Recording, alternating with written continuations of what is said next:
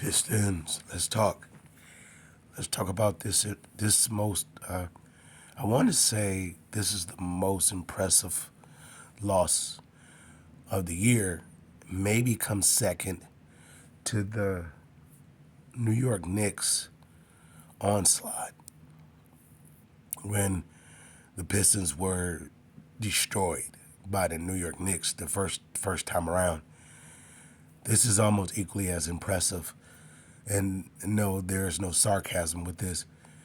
With this loss, of course, we could say lost by a few points, and we could do the if game. If the turnovers was a little less, or if a play here or play there, or if a player was available, a player, or if they had this or had that, all those things could take account as a factor, and why they lost by a few points. With that said, it's most impressive because it's a team that it is not just competes now. It knows that it can play, even in the midst of turnovers or situations, or it knows that it can compete regardless if players is unavailable or whatnot. Ooh, excuse me. I want to say that I would like to say if Jaden Ivey was on the team, available that is, they would have won that game. Well, yeah. And a lot of the games they would have won, I mean, for me, a lot of games they won without him, they still would have won. It just would have been a more of an opportunity for the team to be a unit, to be unified and winning those games. Am I faulting Jaden Ivey? No, absolutely not. Once again, it shows not that the Pistons is not there or they're a player or two away. It doesn't show that. Well, it can to some degree, but mostly what it is showing is that this team is not just ready to compete. It is competing, and not it's one thing you show up to the court and you have this attitude. Well, it doesn't matter if I win or I lose. I'm not backing down. I'm here. And then there's another thing that you go to the court and you says, I'm coming out of here with a win. And it when you don't come out with that win, it leaves a unsettling loss within you, or a unsettling defeat within you. And then there's that time you go to the court and you say, well, even if we're not supposed to win, there's no way we're going to lose. There's no way. And that's when this team have arrived. I put that in comparison to the Pistons going up against the Lakers in the '04 title game, in the '04 finals, where the Pistons was saying there's no way we're going to lose this. It doesn't matter what has been said of us, but there's no way we're going to lose this. And the Pistons not there yet. I would like to say they're a year away from that. If we make the excuse of saying if they have another player or two, they would have won those games, then they haven't arrived. Because the players that they have is enough to get it done. It's just the players that they have is not enough to get it done. In other words, the players need another year to develop in those situations. Now, another factor is that they went up against a champion type, a champion caliber team. Even if the Warriors is not what they used to be in terms of supremacy, nonetheless, that's a team that still is respected from what they accomplished. It's an honor for the Pistons to go up against them and compete and lose by a few points. It's not one of those things that I would like to say it's a, you know, when you lose a game, you can find a moral victory. It's not saying that. It's just saying the players. It just, let's say for the likes of Asar Thompson. Let's say if this year he came in completely healthy, and he was able to start the gate like he's turning the corner now, like he's getting into game shape now, and excuse me, excuse me, and let's say he started off the season that way, this team would be in a much a cohesive unit. Yeah, we could say I don't know if Tim Hardaway Jr. played or not. I just looked at the stats and I noticed that there was nothing, he wasn't listed in the stat sheets. But nonetheless, with that said, Ivy had to go through what he's going through. Asar had to go through what he's going through. Cade had to go through what he's going through. Cade is not an Cade is not an all-star as much as he is an all-star. He's not an all-star. If he says like, well, I have the numbers and I deserve to be an all-star, then he's not an all-star. And I'm saying this by Cade's thinking. Going into next year, he would say, yeah, I'm an all-star without saying that I'm an all-star. There's no way you would deny that he will be an all-star next year. Because not just the confidence, yet the experience, the maturity, the approach, what's at stake, all that would be fully ripened next year.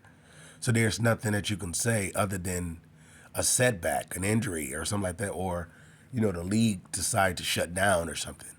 Nothing would keep him from being an all-star. If he's saying this year, look at my stats, or if the coaches or the media is saying, look at my stats, I'm an all-star, then he's not an all-star. He's an all-star when you don't have to say those things. And it's not no denying it. There's nothing that you could put up against it. Not even players that's ahead of him. There's nothing you could put up against him to deny him that he's an all-star. It's sort of like it's sort of like Ben Wallace when he became the starting center. He was voted starting center in the Eastern Conference. Now, the reason why you would say, well, his points, he's averaging less than 10 points. Yet he's giving you 12 plus rebounds and 2 blocks a game, maybe possibly 2 steals.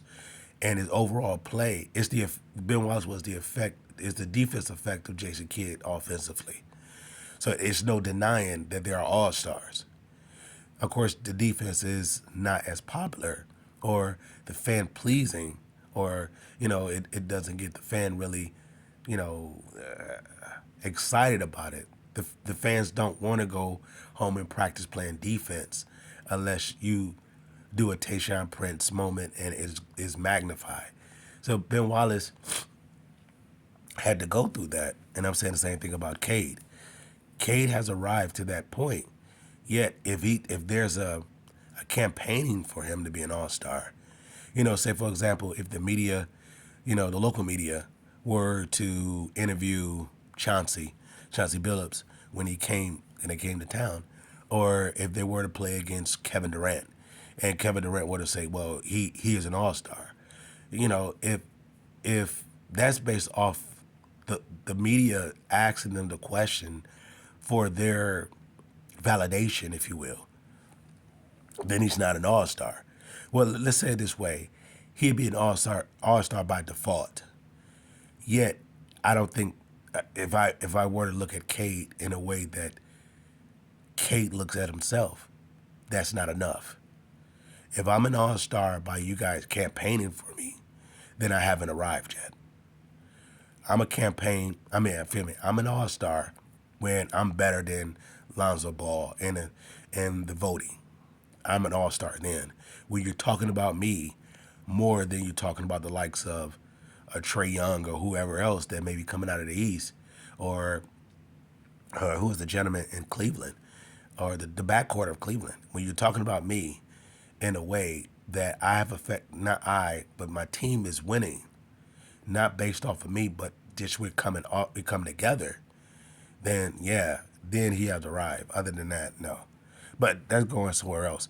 But the point is, what I'm saying with that, this team is 1 year away, or at least another half season away. Let's say after the All-Star break, or after this game that they just lost against Golden State, 2 games down the line, they may have turned that corner to get to the place what I'm talking about, where they're like, okay, enough is enough, we're here. And then that's when they're facing teams like Orlando, Cleveland, New York, Boston, Orlando, these supposedly juggernaut teams in the East, and they're facing them as like, nah, we're not moving. It will be a night and day experience in comparison to how they would play against New York or they played against Boston, those superior teams. And they came into the arena kind of starstruck, as in like, okay, how do we play versus we know we know who we are, and we know how to play in this spotlight of a game. I want to say by the close to the end of the well, we're reaching the midway point, and I want to say by the start of the second half of the season, they would have turned that corner. Excuse me. Let's jump off of that and go here with it. Once again, that is the loss was an impressive loss, very impressive. Not a moral victory though. It's an impressive loss. It it just shows the growth of this team. Yet at the same time, it shows the lack of growth of this team. So it's a perfect situation. Going to the next subject, let's talk about well we can discuss how to fix it. Yeah, we could say once again we can say add this player, or we made this a few mistakes or made a few free throws or a few jump shots and we would have won. Nah, that type of loss is right on time because you were winning. And well, this team is not ready to sustain the type of winning. It's almost like the Lions now. If the Lions can't afford to lose because they have a goal that they're trying to accomplish and they're trying to get to the Super Bowl. It's not so much winning the Super Bowl. The Lions is trying to get to the Super Bowl, so they can't afford to lose. Very specifically, if Minnesota is at their heel or any other NFC team is like a game or two apart, they can't afford to lose that advantage. It's very specifically in the North. Of course, you could say they won the North, and they made themselves. They, they they they they got themselves to a point where they got a bye week, right? Because of their win, where they couldn't afford to lose. And the Pistons is in sort of in that situation where not necessarily. The Pistons is not that at let's say the stakes or they're not at that place where is costly as that. But anyway, that's going on with that. But I would say that with the Pistons is what to close out with that. They are impressive. I mean, that loss was impressive, just as equal as the first loss against New York, not the loss against Boston, not the loss against Cleveland, or the loss against Milwaukee. Those were the Pistons were. How can I say it? They were timid. They were timid. So, with that said, let's go on to the next step. What can the Pistons do? And this is all in. We did prior videos of stating what placement the position that the Pistons in as a whole. Going towards being a champion. They are at step two, and step two is nowhere near completed. You still have from the trade deadline all the way to the off season to continue or to conclude the second step. By the start of next off season, they'll be going into step three. Now, of course, we know that they have to play some games to get acclimated, see how the players came in from the off season, see if they're still hungry. Those going to get new contracts. Those won't get contract players going to be subtracted from the team or be removed from the team, and then there are going to be new players. So it's going to be a moment where they're going to have to get acclimated and be familiarized with one another. But nonetheless, it's almost like when the Pistons received Rasheed Wallace, and they won a couple games with them, but it took them about, I would say, good 10 games, 10 to 12 games. Even in the midst of them losing, it was like 500 ball with Rasheed Wallace. Once those 12 games got out the way, they became the most dominant force in the East for the remaining of that year. And that propelled them to go to the finals and say, well, we're not just here. There's no way you're going to beat us. So, and I want to say that will be once the Pistons start in year 3 of this, which will be the next year, next season, was that 25, 26 season. They're going to go through that starting point where they're going to get familiarized well, let me say it this way. If they were to get a veteran, and I want to say, I want to give a notable credit to this gentleman on a Piston podcast. I want to say Piston Talk. He mentioned this player, and I believe he mentioned this player on, let's say, they did a Pistons roundtable, and he mentioned this name. And to their surprise, as well as to my surprise, it was never really considered. And that's Miles Turner. Well, the reason why I never considered it is because he was with Indiana. And there was no way I could foreseen Indiana letting this player go. There's no way, even if at the age that he is, even whatever, there's no way. And most importantly, there's no way I could see them letting him go to the Pistons. So that's the reason why I ruled him out. But Miles Turner was, ever since he came out of the draft, it was him and another Turner. I think the other Turner went to Philadelphia. When he came out, I was like, why can't the Pistons get a player like him? And of course, that's when they was slighted in a lottery. I mean, in a lottery early on during Joe Dumars times. You know, I just want to say, if they were to get a guy like him coming in next year, or the remainder of this hypothetically, they made a trade for him right now, and even if it was in exchange for Duran, right? Let's say it was Duran and the remainder of the cap space. Let's say that was the trade. What Turner will bring to this team will be that turning the corner piece. I don't want to quite give it the Rasheed Wallace effect this year. I'll give it next year, based off Jay Nivey coming back, based off Asar Thompson taking, continuing what he's doing now at the start of next year. And then all the other players, Ron Holland and Sasser, even Klintman, and those other players that they have on the team taking a next step forward, then yeah, they'll be a contender to play up against the likes of Cleveland, Orlando, Milwaukee.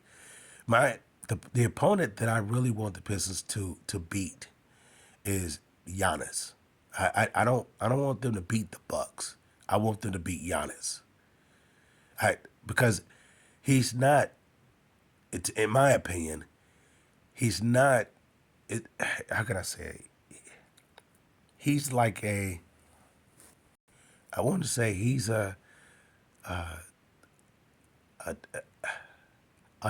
he's an opponent like a Goliath that he doesn't deserve. He only has that reign of dominance is because no one can match him. Well, he has a superior edge, and that's what will be most impressive. I'm not saying Giannis is. They'll be playing him when he's completely healthy, and he has a nice team around him, and where there will be no excuses per se. But they were to face him, that will be the opponent that not once again, not the Bucks. I'm just talking about Giannis. I want to see them beat Giannis. And that'll be it. I'm going to say the Pistons are going to most likely face the Bucks or New York Knicks in the playoff for whatever reason.